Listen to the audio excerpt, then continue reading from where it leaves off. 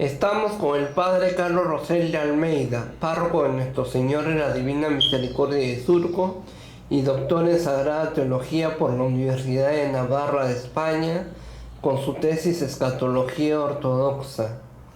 Hoy vamos a hablar sobre la muerte. Padre, ¿por qué matar al mundo a punta de virus, a punta de enfermedades como la gripe española, el coronavirus, la viruela del mono y el Zika, el ébola, el cólera y todas los virus y las enfermedades que existen? Bueno, estas cosas que has señalado, que son las epidemias o la pandemia, expresan la condición de fragilidad del ser humano. El ser humano está sometido siempre a la enfermedad y en definitiva a la muerte. Y todo esto se explica desde el pecado original. ¿Por qué hay enfermedades, epidemias? Porque cuando entra el pecado, entra la enfermedad, entra la muerte. Lo dice Romanos 5:12. Por un hombre entró el pecado y por el pecado la muerte. Y la muerte ha alcanzado a todos porque todos hemos pecado. Pero muchos de los virus y las enfermedades, como las que se han mencionado, han sido fabricadas en laboratorios. ¿Qué tanto interés hay de producir virus, enfermedades y hasta bombas bacteriológicas en las guerras? Esto conecta con lo que te he dicho, es el pecado del hombre. Mira la maldad, ¿no? Fíjate la maldad de aquellos que fabrican epidemias, que generan en el laboratorio una serie de enfermedades para dañar. Eso es pecado, en definitiva. Por eso, el tema del pecado a veces no lo tomamos tan en serio, pero el pecado es la causa y raíz de todos los males. Estamos en el misterio de lo que significa el pecado y cómo afecta también la creación, afecta el medio ambiente. Y por eso la importancia de no perder nunca el sentido de la gravedad del pecado. ¿Cuánto vale un muerto para la Iglesia Católica y para la sociedad? ¿Cuánto vale un muerto? ¿Qué significado tiene un muerto para la Iglesia Católica y la sociedad? A ver, para la Iglesia Católica los difuntos tienen que estar presentes siempre en nuestra oración. Hay que respetar los restos mortales. Un difunto merece respeto. Por eso están los cementerios, los columbarios. Y como ya he dicho, implica orar constantemente por ellos. ¿Qué celebramos realmente el día 1 de noviembre como católicos que somos? El 1 de noviembre se celebra la solemnidad de todos los santos y el 2 de noviembre todos los fieles difuntos. ¿En qué se basa la Iglesia Católica para decir que existe el cielo, el purgatorio y el infierno? ¿Cómo sabían en su momento que había cielo, purgatorio e infierno? Cuando la Iglesia Católica enseña las verdades eternas, lo que es la escatología, ¿sí sabe lo que es la escatología? Tantos años siguiéndome. ¿Qué es la escatología? No sé, dígame usted. ¿Cómo que no, hermano? Rebobinemos un repaso. La escatología es el estudio del más allá. Y esto nos lleva a las realidades últimas. La Iglesia, apoyándose en la palabra de Dios, nos habla del cielo. Dice San Pablo en 1 Corintios 2:9 que ni el ojo ha visto, ni la mente se ha imaginado, ni el oído ha escuchado lo que Dios tiene preparado para los que le aman. El cielo es algo maravilloso. Está el purgatorio. Apocalipsis 21-27 dice que nada impuro entrará al cielo. Para entrar al cielo hay que tener alma totalmente limpia. por eso está el purgatorio. Y está el infierno. Jesús habla del infierno, dice además San Pablo en 1 Corintios 6, 9 siguientes: no se engañen ni los adúlteros, ni los que fornican, ni los que tienen relaciones homosexuales, ni los rateros, etcétera, etcétera, heredarán el reino de Dios. Por lo tanto, la Iglesia, apoyándose en la palabra de Dios, habla de que existe cielo, purgatorio e infierno. ¿Alguien que está en el purgatorio puede subir al cielo?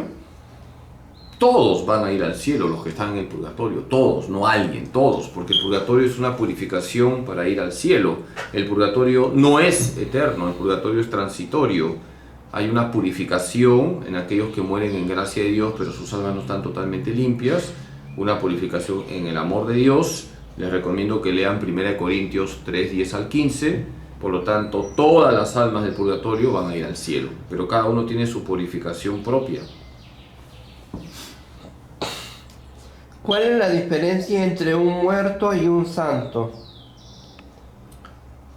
En que los santos son los difuntos que ya llegaron al cielo, y si todavía no se ha llegado al cielo, no se puede hablar de que ese difunto es santo. Por lo tanto, la diferencia está en que el santo ve a Dios, ya llegó al cielo, y un difunto que está en el purgatorio todavía no ve a Dios, todavía no se puede decir que sea santo, ¿no?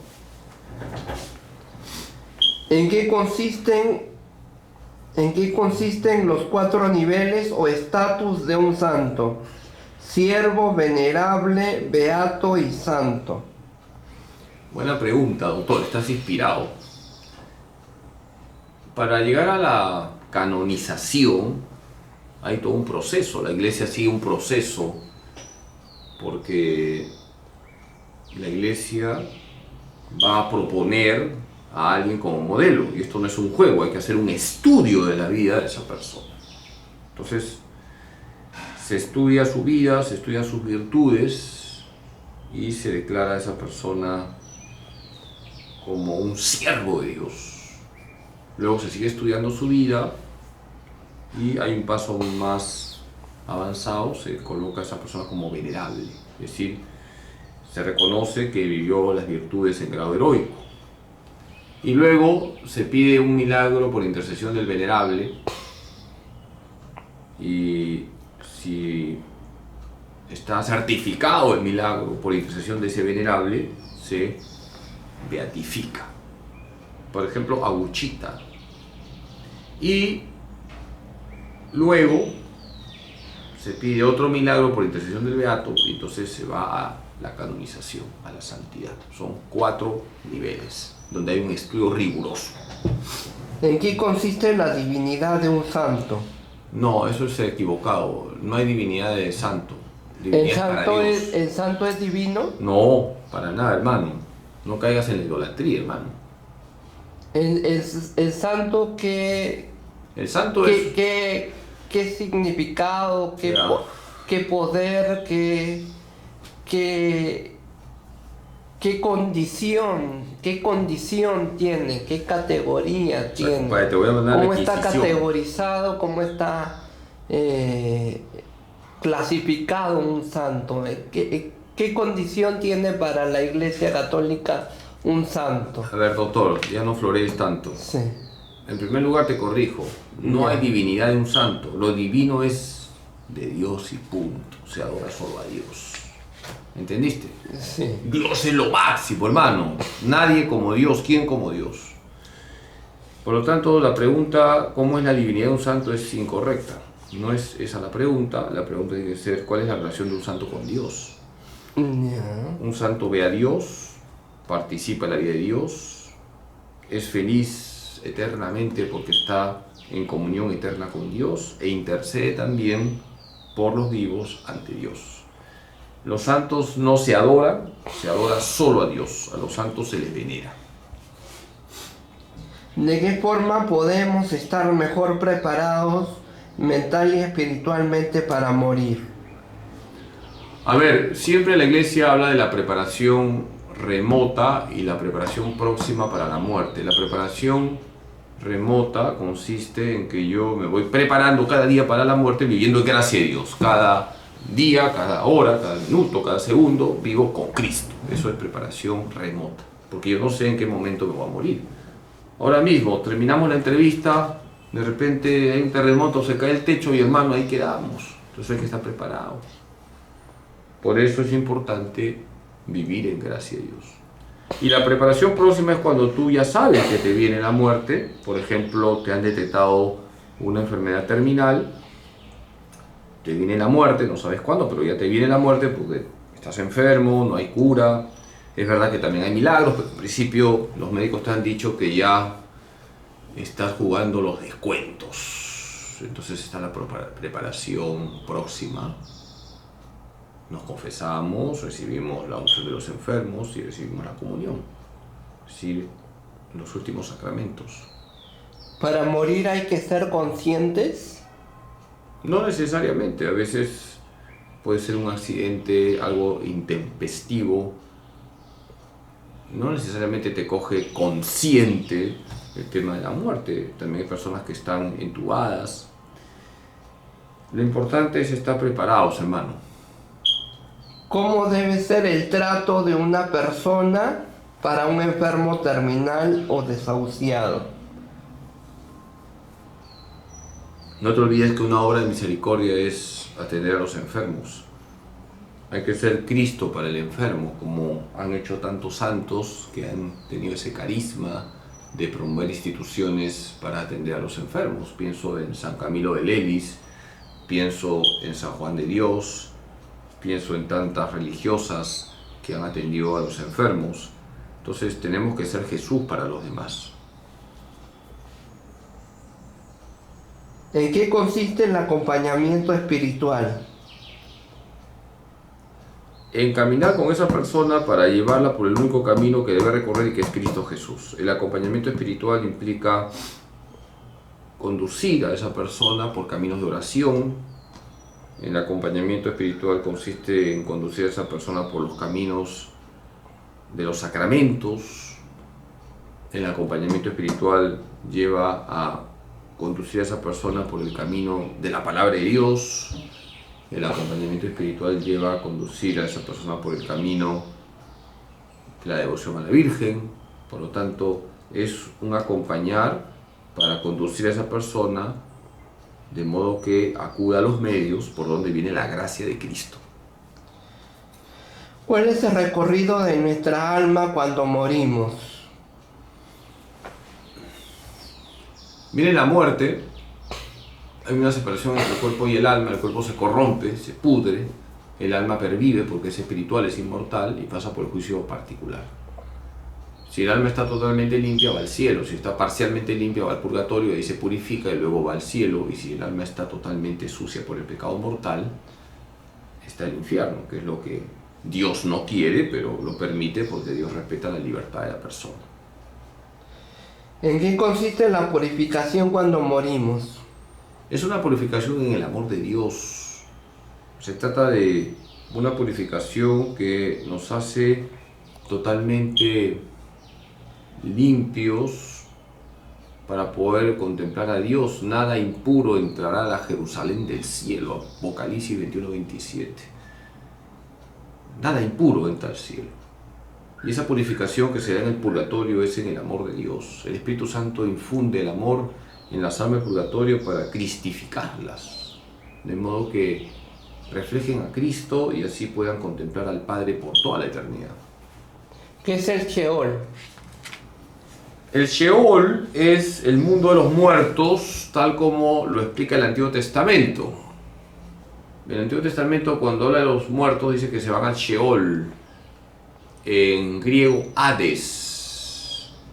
En latín, Inferni, los infiernos, con ese. Cuando Jesús descendió a los infiernos, descendió al Sheol, se llevó a los justos que estaban ahí al cielo. ¿Qué valor tiene el rito del velorio y del entierro de una persona cuando muere? Tiene mucho valor porque lo que hay que hacer es arropar al difunto con nuestras oraciones, acompañar a nuestro hermano que ha partido de este mundo con nuestras plegarias. Por eso es importante que vivamos correctamente todo lo que significa ese momento posterior, inmediatamente posterior a la muerte de un ser querido. hay que estar en oración, la misa, los responsos. No es correcto que el velorio, el funeral se convierta en una reunión social, a veces pasa eso, incluso trago, etcétera. No, es un momento para orar por el difunto. ¿Visitar una tumba es la mejor manera de recordar a alguien? Una manera, no la mejor. Una. ¿Y cuáles son las mejor otras maneras? manera es la misa, hermano. La mejor manera es ofrecer la Santa Misa por nuestros difuntos.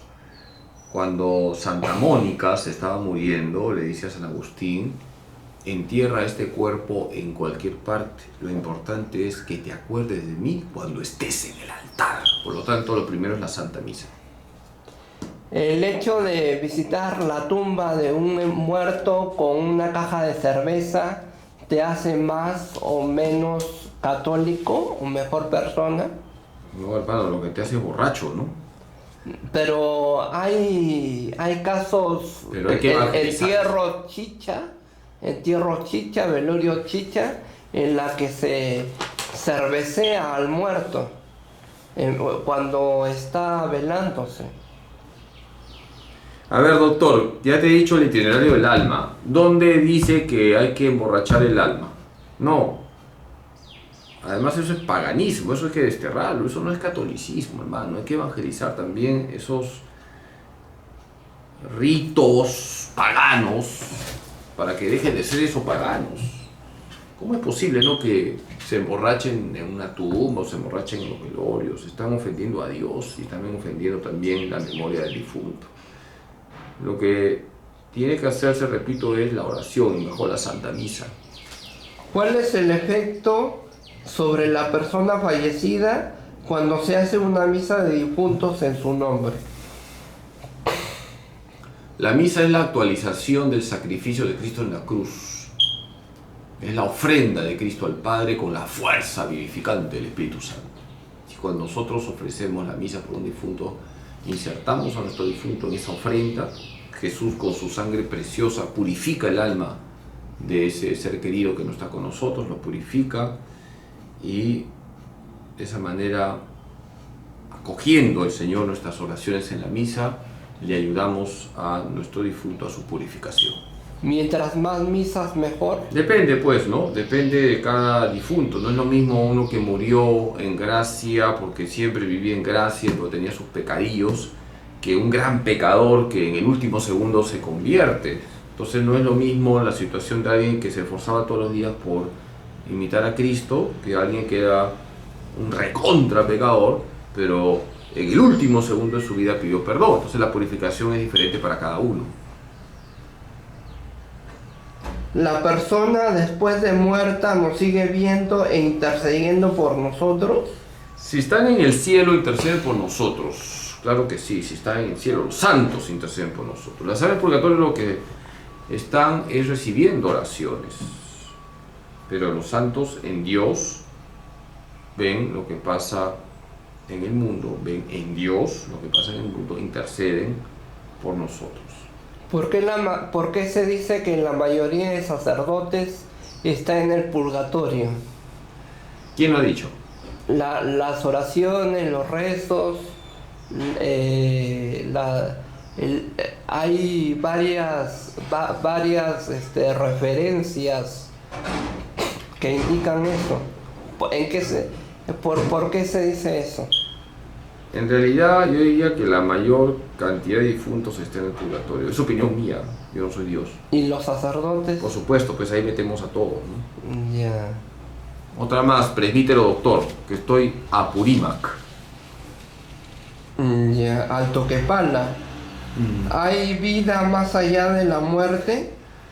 ¿Existe la reencarnación? A ver, número uno, ¿de qué estamos hablando? Pues por supuesto que hay vida después de la muerte, entonces esa entrevista no te ha calado, hermano. Ya he dicho que hay muerte, juicio particular, purgatorio, cielo, infierno, luego vendrá el cielo por segunda vez, todos van a resucitar, unos resucitarán para la gloria, otros para la condenación, habrá juicio final y se renovará el cosmos. Por supuesto que hay vida eterna.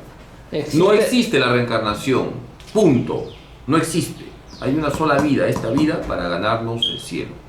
No existe la reencarnación. Eso es paganismo puro y duro. Lee Hebreos 9:27. Se muere una sola vez y luego el juicio. ¿En qué consiste la ley del karma? La ley del karma es algo propio del hinduismo, del budismo, lo promueve la nueva era. Tú te mueres y tu alma toma otro cuerpo. Si ha sido bueno, un cuerpo mejor; si ha sido malo, un cuerpo peor. ¿Eso existe? No, pues eso no existe, eso es paganismo puro y duro, así que nada de esas cosas ya. Muy bien, la última pregunta, presbítero doctor. ¿Qué significado tiene para la eternidad? Tiene la eternidad para la vida humana. ¿Qué significado tiene la eternidad para la vida humana? ¿Por qué es importante el hecho de ser eternos en la historia de la humanidad? Dice el Eclesiástico 7:36, piensa en los novísimos y nunca cometerás pecado. Piensa en la eternidad y no cometerás pecado. Piensa que te vas a morir y no cometerás pecado. Piensa que hay cielo, purgatorio, infierno y no cometerás pecado. Por supuesto que pensar en la eternidad hace mucho bien, porque es la vacuna contra la mundanidad. Piensa que vas a morirte, piensa que hay una eternidad. No te aferres a las cosas de este mundo. Dice Filipenses 3:20 que somos ciudadanos del cielo. Y en la iglesia tenemos todos los medios para irnos al cielo. Los sacramentos, la explicación de la palabra de Dios y el amor a la Virgen María. Padre, una consulta. ¿Por qué el día 1 de noviembre, el día que es el Día de Todos los Muertos, se celebra la Catrina en México, en Latinoamérica? ¿Qué significado tiene la Catrina? Mira, presbítero doctor, en primer lugar, el 1 de noviembre no se celebra a todos los muertos. Ya. El 1 de noviembre se celebra a todos los fieles difuntos, todos los santos. Y el 2 de noviembre se celebra a todos los fieles difuntos. Ya. Repito, el 1 de noviembre se celebra a todos los santos, la solemnidad de los santos. Ya. El 2 de noviembre los fieles difuntos. Ya, pero aclarado eso. ¿Y la Catrina? Esa vaina de la Santa Muerte, ya eso es paganismo puro y duro. Eso hay que rechazarlo, por favor. ¿La Catrina qué significado, qué valor, qué alegoría tiene? ¿Por qué se celebra la Catrina? La Catrina es paganismo, la Catrina es cuestión totalmente pagana que no debe meterse para nada en la Iglesia Católica. Eso de estar, por ejemplo, dando el culto a la Santa Muerte o invocando a los muertos. No se invoca a los muertos, se reza por los muertos, ¿ya? Muy bien, presbítero doctor. Gracias por tu entrevista y rezo por ti. Sigue evangelizando y de acá al otro año vienes a entrevistarme. Dirá la próxima semana. Bueno, bendiciones. La próxima semana con un temón, como siempre. Bueno, ya tengo que retirarme. Tranquilo. Aquí tengo tu premio, toda torta para ti, ¿ya? Ánimo. Fue el padre Carlos Rosel de Almeida, párroco de Nuestro Señor en la Divina Misericordia de Surco y doctor en Sagrada Teología por la Universidad de Navarra de España, con su tesis de Escatología Ortodoxa. No se pierda el Correo Mariano, su boletín informativo eclesiástico de la Arquidiócesis de Lima, el Correo Mariano, cuyo responsable es el Monseñor José Ignacio Alemani Grau. La última columna, el último artículo del padre Carlos Rosel de Almeida fue la revelación de Dios. Padre, ¿qué artículo ha escrito recientemente? El tema de la fe. ¿Cómo se llama? La fe en la Sagrada Escritura. Ya. Sí, también no se pierda los programas radiales del padre Carlos Rosel de Almeida. Confirmando nuestra fe los martes a las 10 de la mañana por Radio María, Perú. Y los domingos, hoy es el Día del Señor, a las 9:30 de la mañana por Radio María, Perú. Lo puede sintonizar en su radio casera en su Walkman, en su iPod, en su smartphone, en su equipo, en su mini componente, en su tocacassette, en vía streaming, en la página web de Radio María Perú, buscado en el Google. En la página web hay un dial, hay una cavidad de audio, un espacio de audio en la que hay volumen y y se da el programa del padre Carlos Rosel de Almeida. También no se pierdan los libros del padre Carlos Rosel de Almeida. Un ratito con María. ¡Hala! Y el brazo que sostuvo a Dios y Semillas de Misericordia. Y otra cosa más, si no puede ponerlo en una radio o en una página web, lo puede buscar, puede buscar el Facebook de Radio María Perú, el Facebook de Radio María Perú con el logotipo en tonos turquesas, pasteles y celestes, el Facebook de Radio María Perú, y ahí a la hora señalada, en la hora puntual, escucha el programa que se da en la radio, que se da en los dispositivos de audio del padre Carlos Rosel de Almeida, en el Facebook de Radio María Perú. Bueno, gracias, padre. Amén, doctor.